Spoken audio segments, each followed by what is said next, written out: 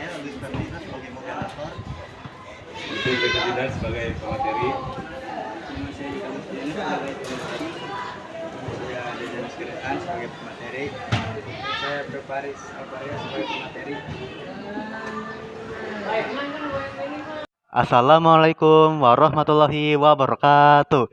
Selamat siang, salam sejahtera bagi kita semua. Kami dari kelompok 5 Informatika yang akan membahas aspek ekonomi dan hukum dari produk informatika. Sebelum berpresentasi, kami ingin memperkenalkan diri terlebih dahulu. Nama saya Luis Ferdinand sebagai moderator. Selanjutnya ada Brekman Tindan sebagai pemateri, Tika Agustiana sebagai pemateri, Ibnu Faris Alvareja sebagai pemateri, dan Dejan Rizky Raihan sebagai pemateri.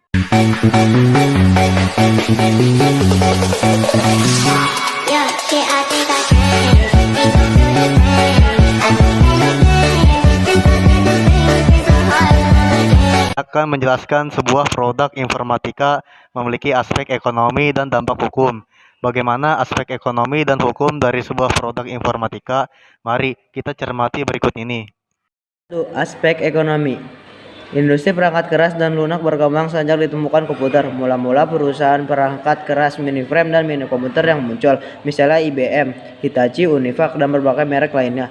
Kemudian dengan lahirnya PC atau personal komputer dan diikuti dengan laptop, tablet, serta telepon pintar, industri perangkat keras mulai tumbuh. Dengan akhirnya PC, komputer makin dipakai di rumah dan untuk kehidupan sehari-hari. Perkembangan didukung dengan lahirnya internet. Pertumbuhan yang pesat tersebut diakibatkan dari nilai tambah dan manfaat atau biasa disebut dengan value dari teknologi informasi terhadap seluruh aspek kehidupan manusia.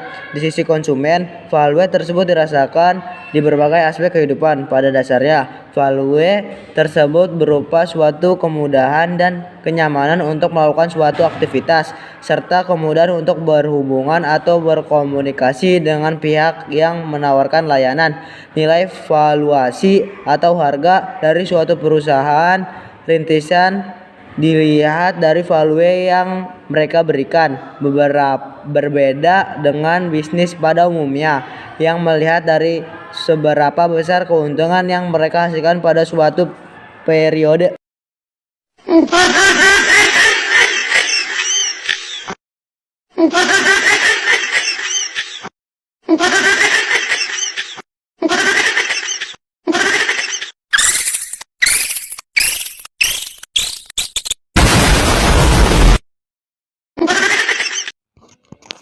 Selanjutnya ada teknologi informasi melahirkan perusahaan besar. Inovasi di abad digital melahirkan bisnis bidang teknologi informasi yang makin dibutuhkan. Anak-anak muda yang kreatif menumbuhkan perusahaan-perusahaan dari garasi yang melahirkan perusahaan raksasa di bidang teknologi informasi seperti Microsoft, Apple, Google, dan Facebook. Jika tahun 2013, 5 perusahaan dengan pasar terbesar terdiri atas Apple, teknologi, Exxon minyak dan gas, Berkshire Hathaway, konglomerasi investasi, PetroChina minyak dan gas, serta Walmart retail pada tahun 2018. Posisi 5 besar tersebut dikuasai oleh perusahaan teknologi informasi seperti Apple, Alphabet, Microsoft, Amazon, dan Tencent. Teknologi memberikan peluang besar untuk perusahaan rintisan di Indonesia. Melihat peluang tersebut, berbagai perusahaan rintisan startup hadir di Indonesia. Data dari Badan Ekonomi Kreatif yang sekarang telah bergabung dengan Kementerian Pariwisata dan Ekonomi Kreatif menyebutkan bahwa ada 992 perusahaan rintisan di bidang teknologi di Indonesia pada tahun 2018. Pada tahun 2016 dari pendapatan domestik bruto sebesar 922,59 triliun rupiah. Subsektor aplikasi dan video game menyumbang 1,86% dari jumlah tersebut. Di wilayah Asia Tenggara yang memiliki unicorn nilai valuasi atas 1 miliar dolar Amerika. Terbanyak di wilayah Asia, Indonesia melahirkan 4 dari 8 perusahaan dengan nilai valuasi terbesar, yaitu Gojek, Traveloka, Tokopedia, dan Bukalapak. 2. Aspek hukum. Perangkat lunak merupakan hasil buah pikir atau karya intelektual manusia, seperti halnya buku atau karya lainnya. Sayangnya karena bentuk yang berupa benda digital, perangkat lunak lebih mudah dapat dengan cara yang tidak legal atau istilahnya adalah pembajakan. Perlu ditekankan bahwa pembajakan perangkat lunak itu adalah tindakan melawan hukum. Untuk dapat memahami hal-hal yang boleh atau tidak boleh dilakukan terhadap suatu perangkat lunak, kita perlu melihat jenis lisensi apa yang disediakan oleh pembuat perangkat lunak tersebut.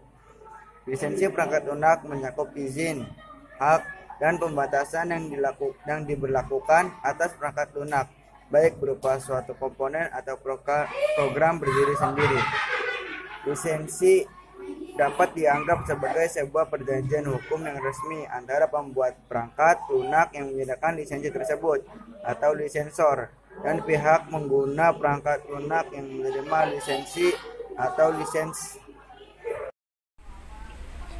Jenis-jenis lisensi perangkat lunak. Yang pertama yaitu ada lisensi komersial. Nah, lisensi komersial adalah lisensi yang bersifat paling restriktif, mengikat. Sesuai namanya, lisensi ini biasanya diterapkan untuk perangkat lunak yang berbayar. Perangkat lunak dengan lisensi ini tentu rentan terhadap pembajakan, terutama perangkat lunak yang diperlukan oleh banyak orang seperti sistem operasi, pengolahan kata, pengolahan gambar, dan lain-lain. Dan yang kedua yaitu ada lisensi gratis, freeware. Lisensi gratis adalah perangkat lunak biasanya memiliki perorangan dilindungi hak cipta yang didistribusikan kepada pengguna akhir secara cuma-cuma dan tidak memungut biaya apapun. Secara variasi lisensi yang mirip dengan lisensi gratis ialah shareware, yang memperbolehkan pengguna mencoba secara gratis pada waktu tertentu. Dan yang ketiga yaitu ada lisensi open source. Lisensi open source adalah lisensi yang memperbolehkan pengguna untuk tidak hanya menggunakan perangkat lunak tersebut, tetapi juga untuk melihat, mengubah, dan mendistribusikan kode sumber program yang digunakan untuk membuat perangkat lunak tersebut. Dan nomor 4 yaitu ada lisensi domain publik. Lisensi domain publik adalah jenis lisensi di mana sebuah hak cipta terhadap perangkat lunak telah dilepaskan oleh si pembuat perangkat lunak sehingga pemilikan perangkat lunak tersebut diberikan kepada masyarakat umum. Sebelum menutup presentasi, kami mengucapkan terima kasih telah mendengarkan dan memahami materi ke kalian semua. Kalau ada kesalahan, harap dimaklum. Sekian dari saya. Wassalamualaikum warahmatullahi wabarakatuh.